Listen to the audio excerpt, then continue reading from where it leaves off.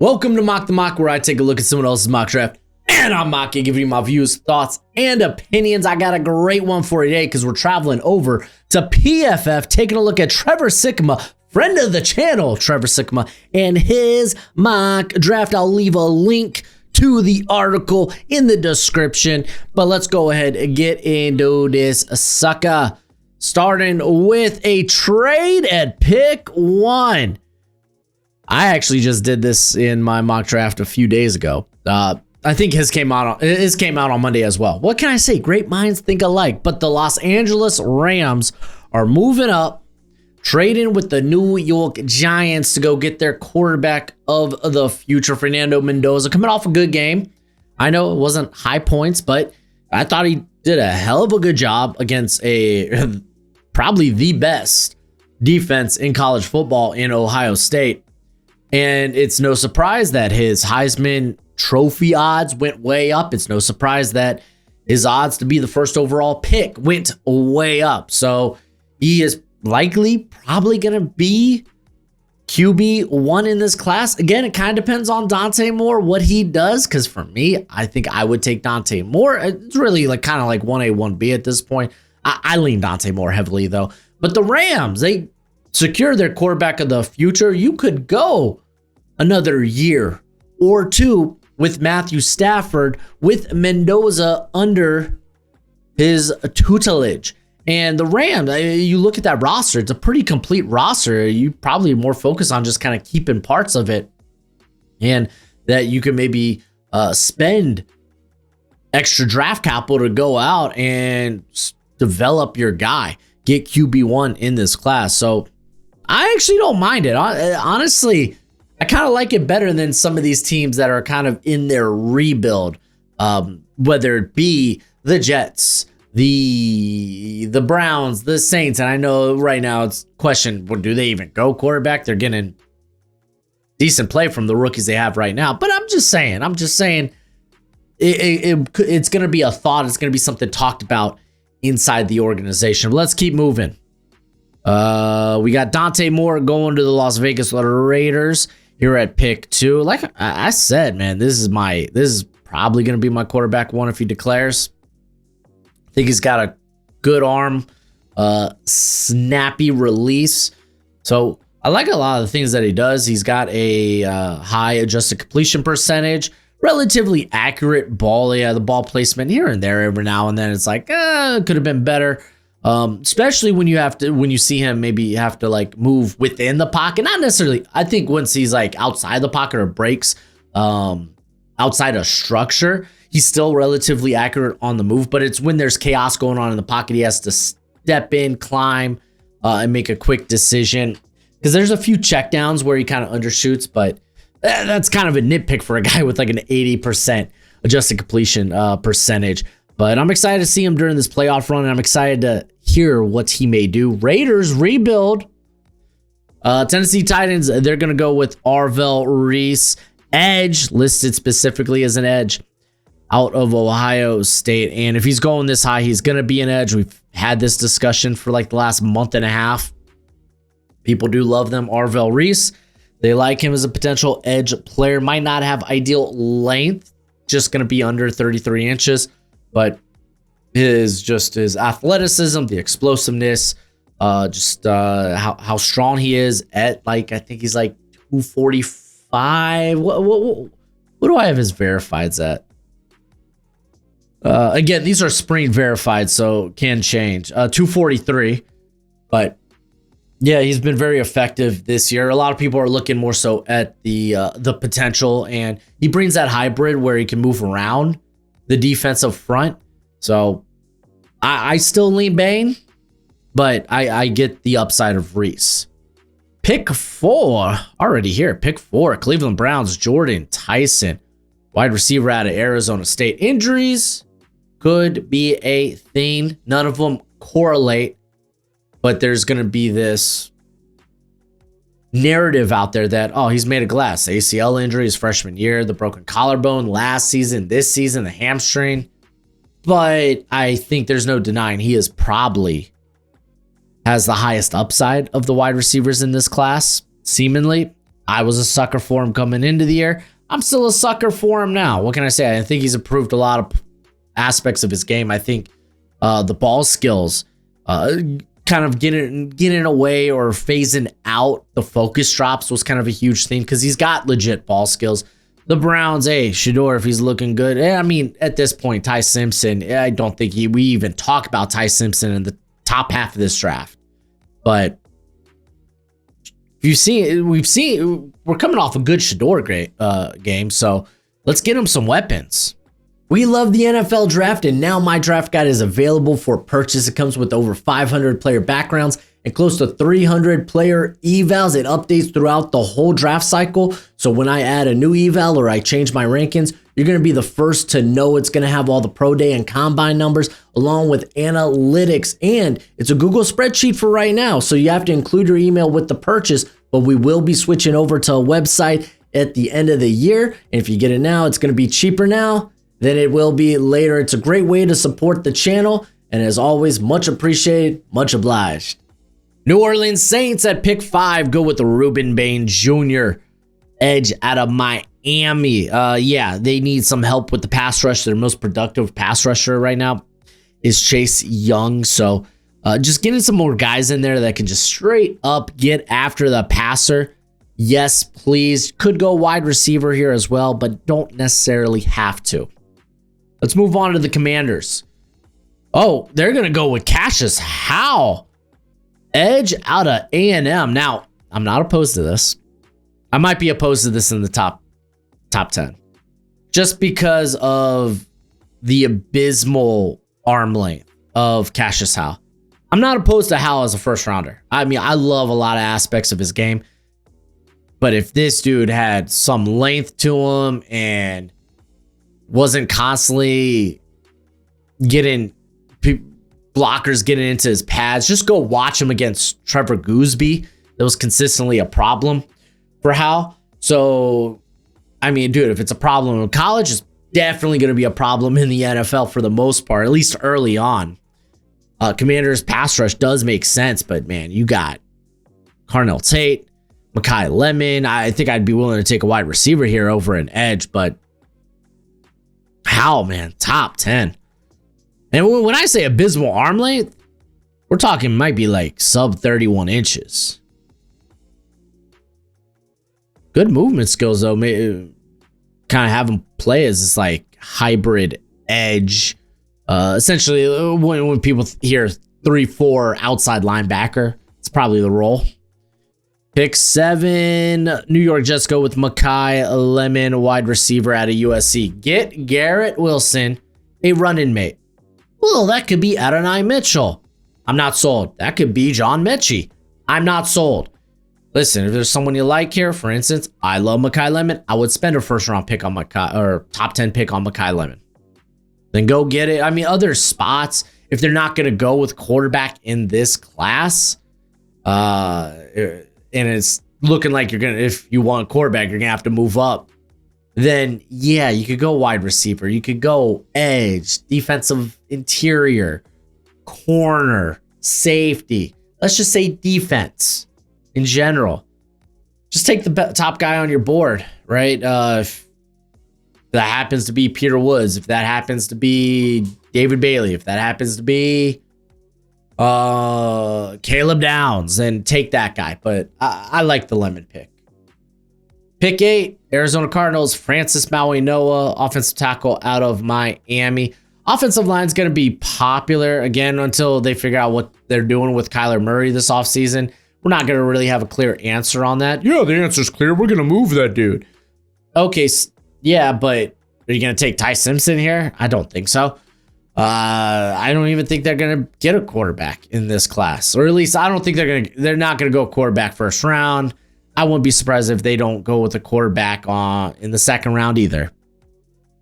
Jacoby Brissett, and just kind of hope and pray. I'm kind of curious to see what happens with the coaching staff, though.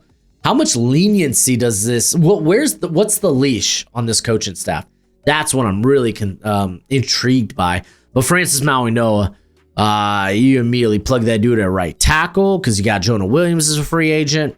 Even if you bring in a guy, you could kick Maui-Noah into guard because it sounds like most of the NFL may be viewing him as a guard. Well, fun fact, they need a right guard as well. So I'm cool with it.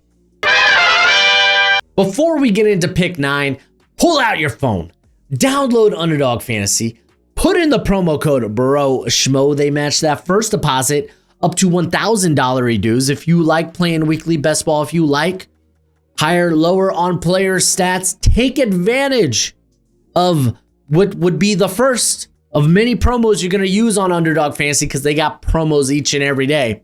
But let that first one be when you download the app. It's promo code BROSHMO. I don't know how many times I got to say it in here. But as always, please play responsibly and play within your means.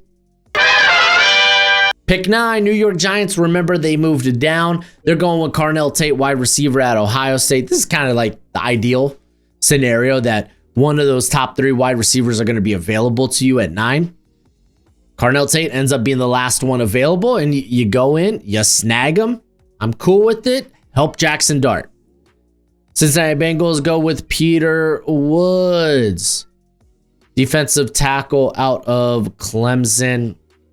So you could go Caleb Downs here. Peter Woods, I know defensive tackle was never really a sexy pick, especially with Peter Woods, where you look at the analytics and it's like, man, pass rush win rate's not been great, never really took that next step. But you turn on the tape, you see the athleticism, you see how he's just within inches of making plays here and there. But I think I'd probably go David Bailey if he was available to me. Just get that pass rush going.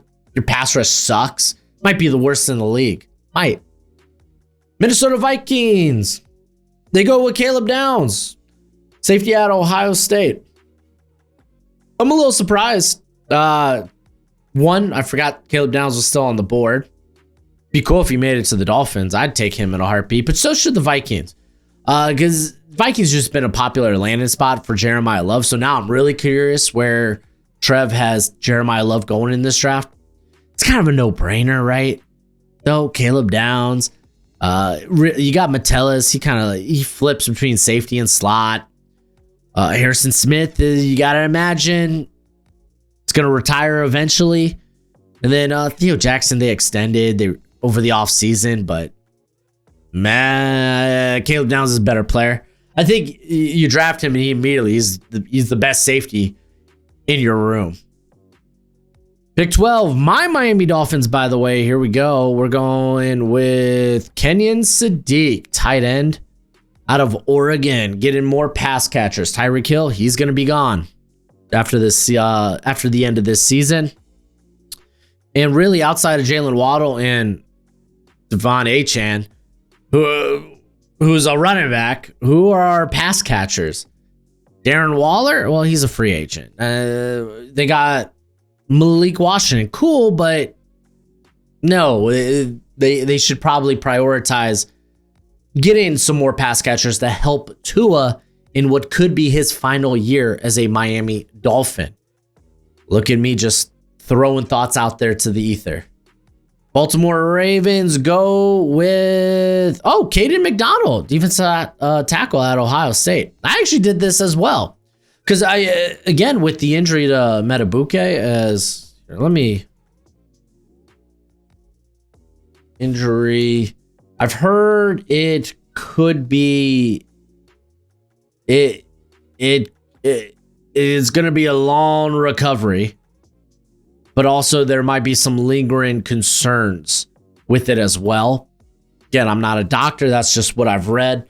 You got Travis Jones as a free agent. So they really have nothing on the interior. You could go with David Bailey. I think that's probably where I would go if he's still available. But Caden McDonald, you're getting a near elite run stuffer who legitimately, just looking at how many tackles this guy makes, always around the football. But I think he has better pass rushing upside than someone who did go in the first round last year. Granted, back into the first round, but former teammate Talik Williams. Let's see what the Chiefs do now that Kenyon Sadiq's off the board. They go with Jamad McCoy, corner out of Tennessee. So first corner off the board is here, and it's a guy that we haven't seen play all this year. But if you go back to his 2024 tape, golly, this guy was amazing and should be considered a steal if he goes anywhere I think in the mid to second half of the first round. You're kind of just hoping athletically he comes back to what he was prior to the injury.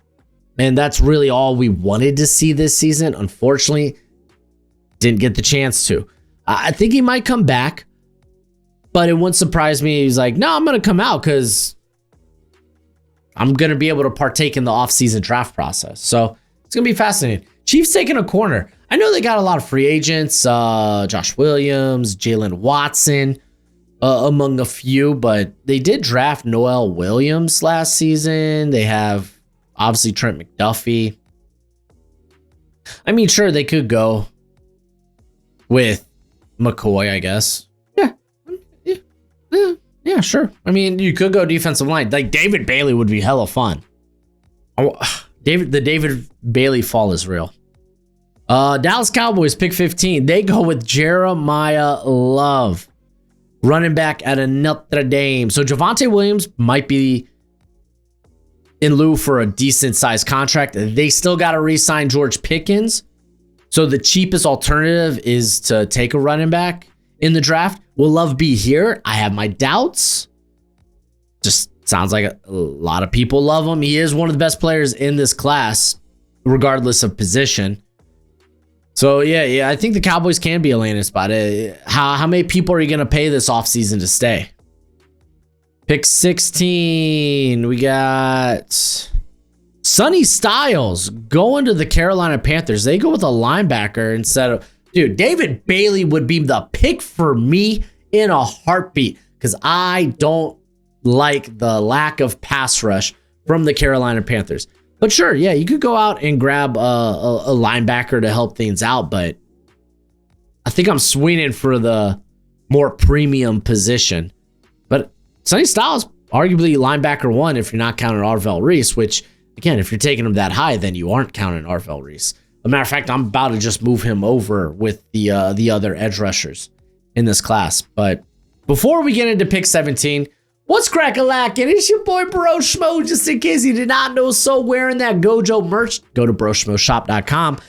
But hey, become a bro and subscribe. Leave this video a thumbs up if you enjoy the content. As always, let me know what you think in the comment section below, where we have that nice, beautiful football discourse. Didn't have to add the groan, but it is what it is. Gojo, I said his name. Now he wants to get out. There you go, bud. Pick 17.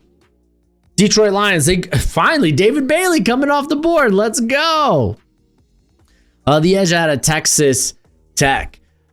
Dude, this guy just gets off. Pause. Gets off the line of scrimmage just so explosively. He might have suboptimal arm length.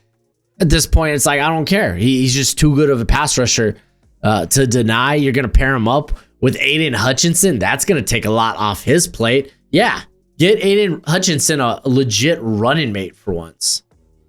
All right, we got pick, this would be 18. It's the New York Jets. They go with Christian Miller, defensive tackle out of Georgia. Hey, Miller's having actually pretty solid second half of the season. Along with Georgia, that pass rush has come alive over the last month for Georgia. You traded Quinnen Williams, so it makes sense to maybe look for a potential replacement. There's going to be a lot of guys in play here with again, Caden McDonald, but he's off the board. Amari Washington also available. It's going to be someone you're going to have to think of, or think about when it comes to this pick. So yeah, I'm cool with it. So no Ty Simpson. I feel like we're going to see Ty Simpson fall out of this first round mock. Well, Steelers are still on the board, so I guess let's pause and wait. Are they actually the next pick? Oh, look at this. Now I know. Keith Abney's not going to be in this first round. It's a freaking shame. Okay, Pittsburgh Steelers go with Denzel Boston, wide receiver out of Washington. So no Ty Simpson. Thank you, Gojo, for just pounding down my door.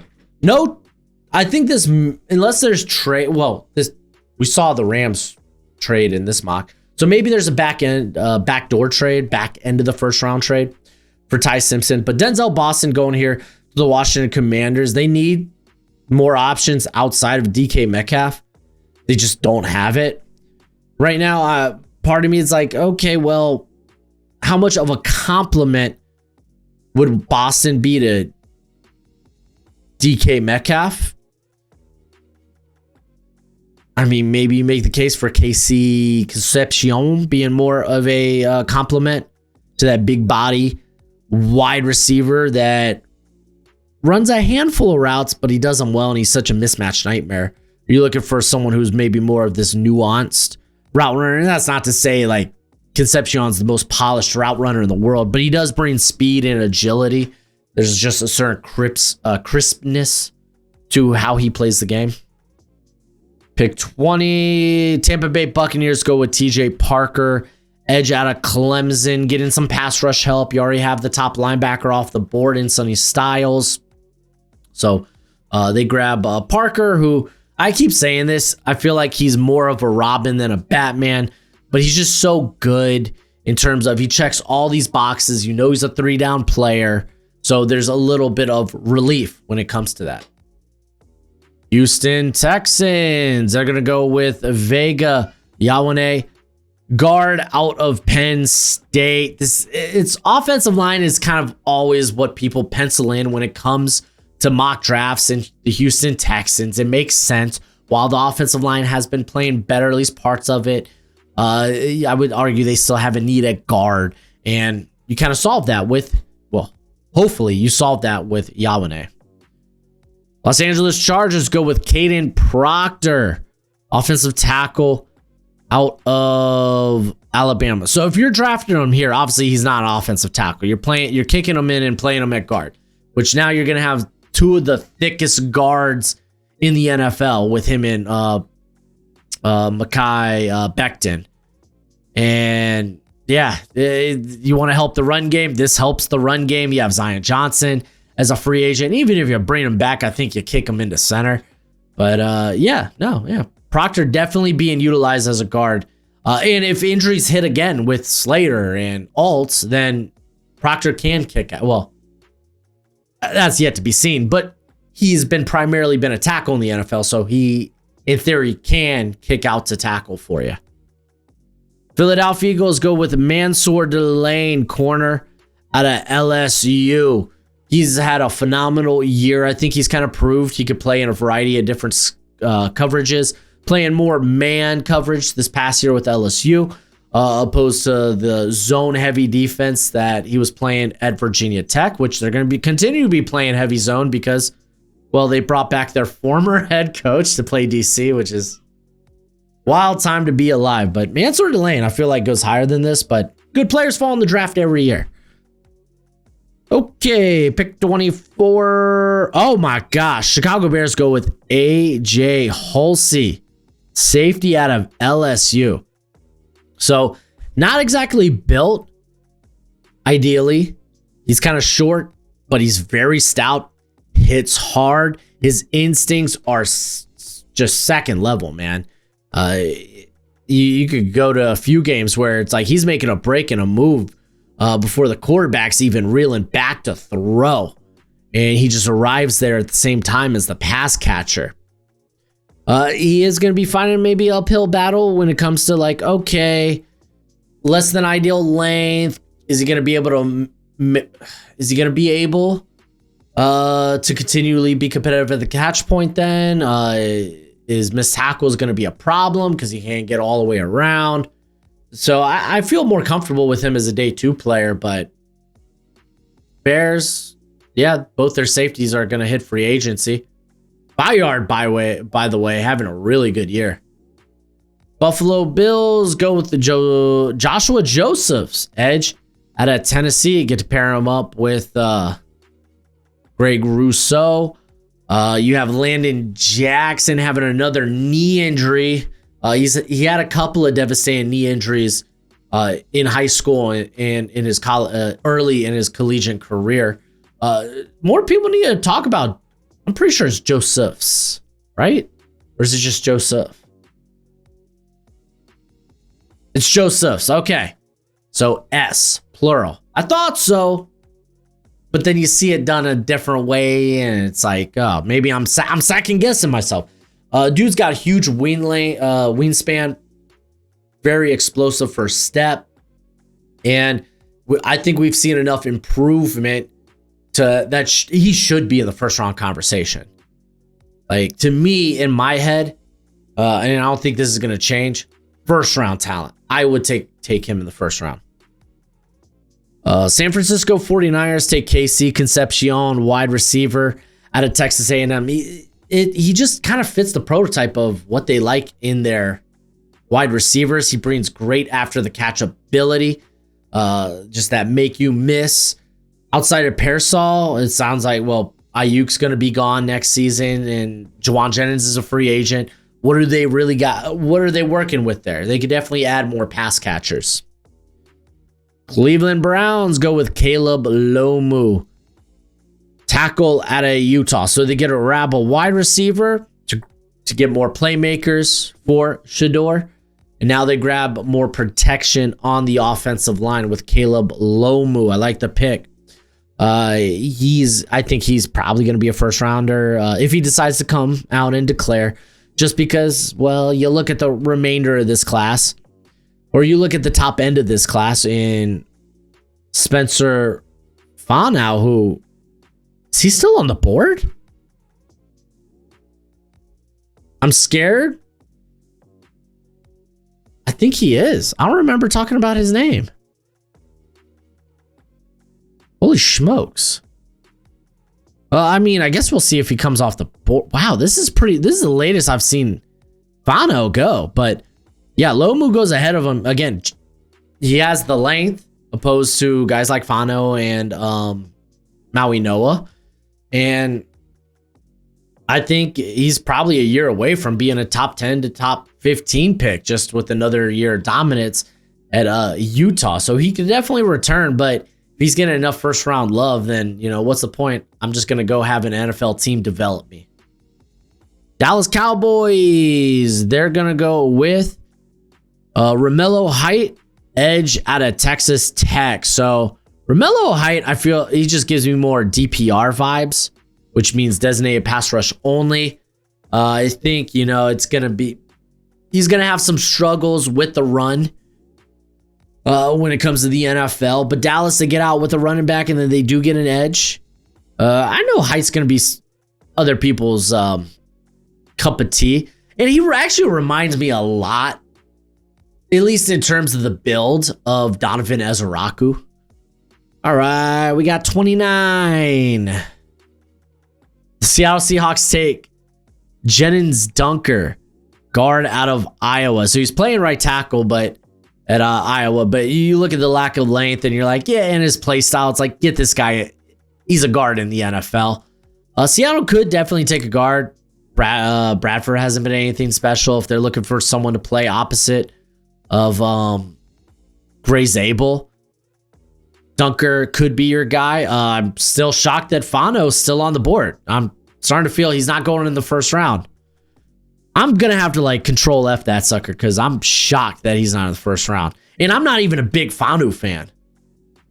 We got the New England Patriots going with Caleb Banks, defensive tackle out of Florida. He's an older prospect. He's been hurt this year. His claim to fame was he had a hot end of the year in 2024. Not seeing him in 2025, for me, makes him kind of firmly a day 2 pick.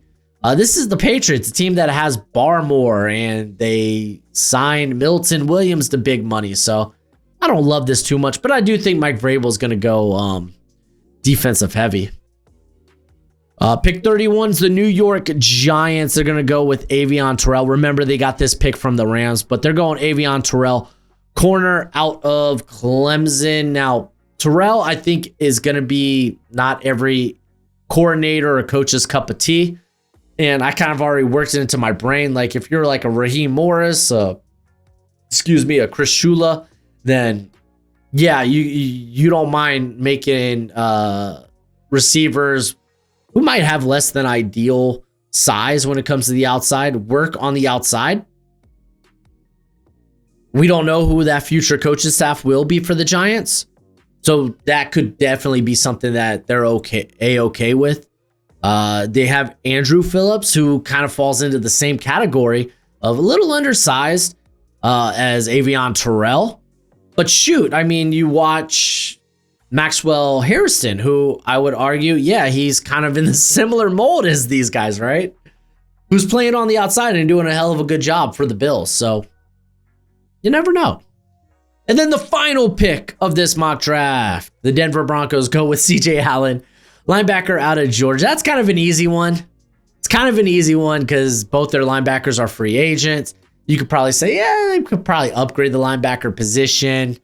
CJ Allen's hella good. I really want to do a quick, dude. Yeah, Fano did not go in this first round mock. Oh wow. I think NFL Stock Exchange just did a live mock draft earlier today, or earlier this week. So I'm gonna go check that out, see if I can get more information on Trevor Sikkema. Not just, and I get maybe he's not your cup of tea, but not having him in the first round, that got my eyes wide. But let me know what you think in the comment section below. That's it for the video. Go ahead, do that YouTube thing. But as always, until next time, you be easy, my friends. Later.